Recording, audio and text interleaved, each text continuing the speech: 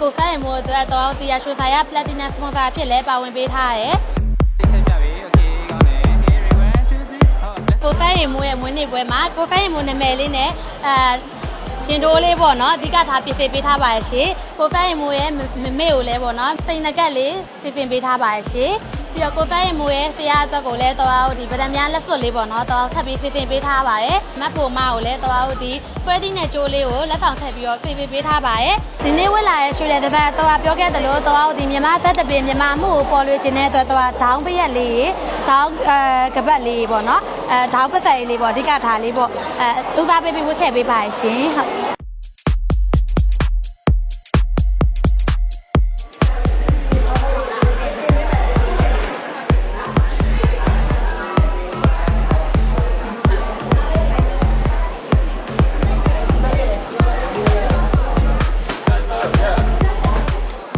ချပြရတော့မှာပေါ့နော်ဒီနေ့ကိုဖဲမို့အတွက်တော့တီယာရွှေဖိုင်ရ Platinum Sponsor ဖြစ်လဲပါဝင်ပေးထားတယ်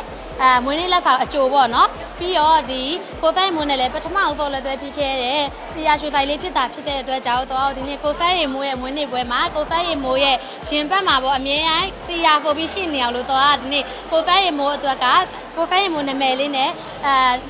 ချင်းတိုးလေးပေါ့နော်အဓိကထားပြင်ဆင်ပေးထားပါရဲ့ရှင်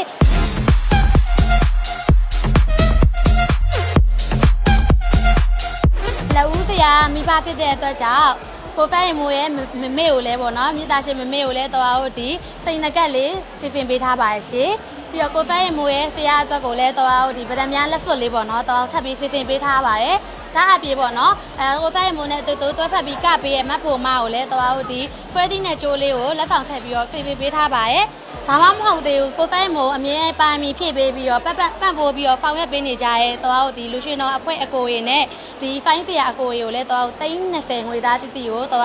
ပြင်ဆင်ပေးထားပါတယ်ဒါအပြင်တော့ဒီဖက်အဖွဲ့တွေကိုပေါ့နော်တော့ဒီကိုဖန်းရင်မိုးရဲ့ပါရဲ့ပေါ့နော်တီရှပ်လေးနဲ့ထီးလေးတွေကိုလည်းတော့အယောက်90ပါပေါ့နော်ပြင်ဆင်ပေးထားပါတယ်ရှင်ဟုတ်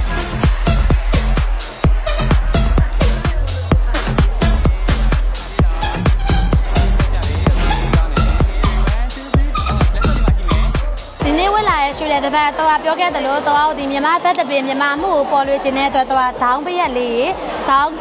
ကပတ်လေးပေါ့နော်ဒေါင်းပစိုက်လေးပေါ့အဓိကထားလေးပေါ့ဥပပေးပြီးဝတ်ထည့်ပေးပါရှင်ဟုတ်ဒီဒေါင်းပစိုက်လေးဆိုလို့ရှိရင်တော့ကိုယ်တိုင်မြန်မာမှုကိုအဓိကထားပြီးပြုလုပ်ပေးထားရဲဒေါင်းပစိုက်လေးဖြစ်ပါရဲ့ရှင်ဟုတ်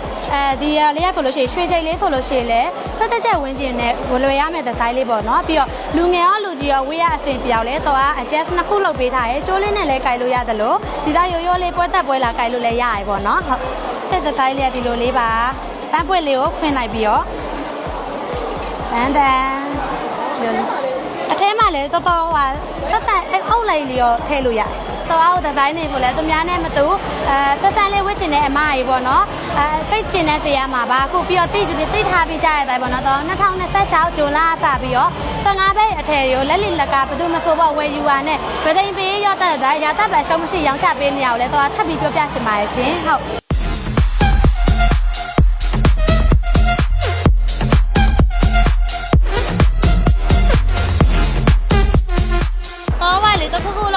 ဘယ်ဟာမှပေါ့တက်မလုံးချင်ဘူးလောက်ရင်လည်းလောကထိရောက်နဲ့ရောက်ဖေးချင်တယ်ပြီးတော့ကိုဖန်းမို့တအားချစ်ကြတာတွေ့ရောဒီကိုဖန်းမို့အတွက်ဘာဖန်တီးပေးရမလဲစဉ်းစားရတဲ့အခါကျတော့ဒီကိုဖန်းမို့ရဲ့အသေးနှလုံးလေးဖြစ်တဲ့သူ့ပရိသတ်တွေကိုဖြည့်ပြီးပေးရလဲကိုဖန်းမို့ထိရောက်ချေတမျိုးပဲလို့တော့တွေးမိရပေါ့နော်အဲ့ဒါကြောင့်အခုကလည်းမိုးရသည်လေးဖြစ်နေရပြီးတော့ဘယ်လိုကမှဒီချက်လေးဖုံမှာလဲကိုဖန်းမို့ပို့လေးပါဆိုဖန်တီးနောက်တနေရာတို့သွားမယ်ဆိုလဲဒီတစ်ချက်လေးရဝတ်သွားလို့ရတယ်လေထီးလေးကြောက်လဲမိုးရသည်ဖြစ်နေရောအမြဲတမ်းလဲသုံးလို့ရတယ်အဲ့ဒါကြောင့်တော့ဒီလိုမျိုးပွဲမှာအစင်မပြတ်ဖြစ်အောင်တေချာစီစဉ်ပေးထားတာပါဒီလိုစီစဉ်တော့ဆိုင်စင်တွေရောကလေးတွေအရန်ဖို့ရတယ်လက်ရတယ်အရန်ကောင်းတယ်အရော့တွေလည်းနေတော့ကျွန်တော်အပိတယ်ပါ Happy birthday ဆိုင်မို့ Happy birthday ဆိုင်မို့စာအုပ်ရတယ်ဆိုတာဟိုပေါ့နော် channel ကို follow and like and follow လုပ်ကြတယ်ပြီးအခါကျထီးရကြတော့ design ဆမ်းပြီးရောတဲ့သက်တာတီးတာဆိုတဲ့ hashtag လေးခံပြီးတော့ TikTok မှာတင်ပြီးထီးလေးရပါတယ်တီးတာရှူဆိုင်အများကြီးပေါ့ကျေးဇူးလေးကိုလည်းပြည့်ပြည့်ပို့ပြီးတော့အမှုပေးနိုင်ပါတယ် တော်ပြောခဲ့သလိုပဲနောက်ပုတ်ပဲအိမ်နဲ့လွယ်ဖွယ်အတိုင်းပဲတော်ကိုတရားရွှေဖိုင်ဖက်ဖက်ကနေပြီးအဖက်ဖက်အရာရာပြည့်ဖို့အောင်ဖေဖေပေးထားတဲ့အတွက်ကိုဖက်မိုးလည်းဝမ်းသာပီတိဖြစ်မယ်လို့မျှော်လင့်ပါတယ်ဒီလိုပဲနောက်ထပ်ပွဲရေးမှာလည်းတော်ကသူများနဲ့မတူရဲ့ဖင်ဖက်မပြတ်တဲ့ဖြည့်ဖီးမှုတွေနဲ့တူတော်ထပ်ပြီးတော့ဖုတ်သွင်းချင်ပါသေးရဲ့ဒီတက်မကလည်းကိုဖက်မိုးရဲ့ပရိသတ်လေးတွေနဲ့လည်းလက်သွဲပြီးတော့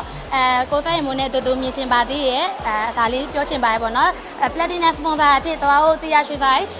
ကိုဖက်မိုးနဲ့ပထမအဖို့လက်သွဲခဲ့ဆိုင်ရလဲတော်ကိုဖက်မိုးအောင်မြင်လာတဲ့မြင်ရိုက်ပေါ့နော်ဂုဏ်ယူနေမှာပါလို့လည်းထပ်ပြီးပြောချင်ပါတယ်ရှင်